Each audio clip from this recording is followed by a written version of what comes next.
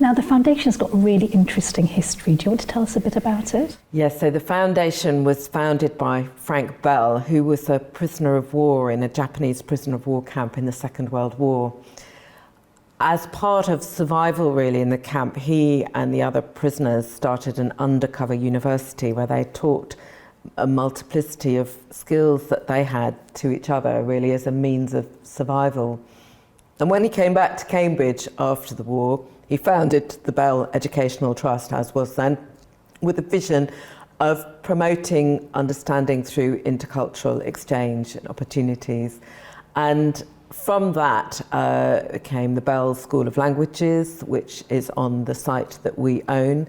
And in 2011, trustees restructured so that the school is a commercial trading subsidiary and the foundation is the charitable shareholder.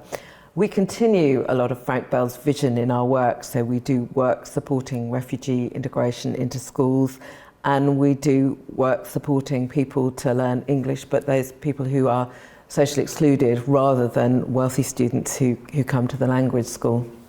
So tell us about the Foundation's new strategy. Why do you think it's timely and relevant now? I think it fits really well, doesn't it, Diana? Because we've built on our very strong evidence base, and that gives us a lot more credibility for policy and influencing. And we've also had a lot of success around scaling up our interventions in schools for children, and we can now extend that for working with adults who are also learners of English. And tell us a bit more about how you see the scale up for adults.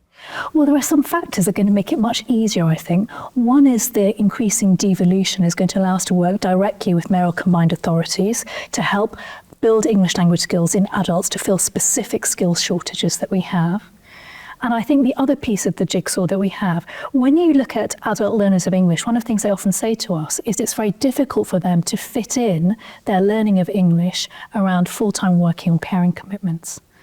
But the pilots that we're doing in the east of England and in London are showing how employers can build in learning of English into the daily work and into employment to allow our learners to learn while working. Yes, we've got a couple of really interesting pilot projects which are looking at this and actually how you learn when you're doing full-time work. It's also an issue for people who are caring for young children as well. It may be difficult to actually find the time or to go to a class or to learn. And so we need to look at innovative ways to be able to learn English while you're working or while you're looking after children or indeed just as part of your day-to-day life. And that's what we really want to do in some of these partnerships that we've got going. And how do you think we're going to affect system change when there's a certain amount of disquiet and noise around refugees and migrants in the UK? Well, migration is just a reality of today's world with climate change and war, really. So we will have more people moving. And so the reality is, how do they integrate? How do we see the opportunity of that? But also a little known fact is many of the people who do not have English as a first language or who do not speak it proficiently are British citizens. So it's not really only a debate about refugees and migrants. It's also about what do we do to upskill the labour force who have British citizenship or long-term settled status. So all of these people can contribute to the economy, and it's how do we enable that and at the right level of provision and accessible provision.